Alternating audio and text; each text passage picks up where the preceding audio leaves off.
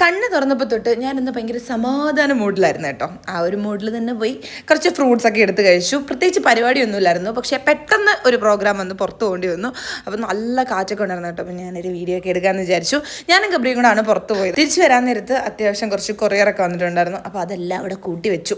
പിന്നെ പോയി ഫ്രഷായ ഫുഡൊക്കെ കഴിച്ചു. ഇനി സമാധാനമായിട്ടൊന്ന് കിടന്നുറങ്ങണം. ഉറങ്ങുന്നതിന് മുമ്പ് അധികം സ്കിൻ കെയർ പരിപാടികളൊന്നുമില്ല. ഈ ഒരൊറ്റ പ്രൊഡക്റ്റാണ് ഡേം ഡോഗിൻ്റെ 2% കോജിക് ആസിഡ് നൈറ്റ് ക്രീമാണ് കേട്ടോ. ഇത് ഞാൻ കുറേ നാളുകൊണ്ട് യൂസ് ചെയ്യുന്നൊരു പ്രൊഡക്റ്റാണ്.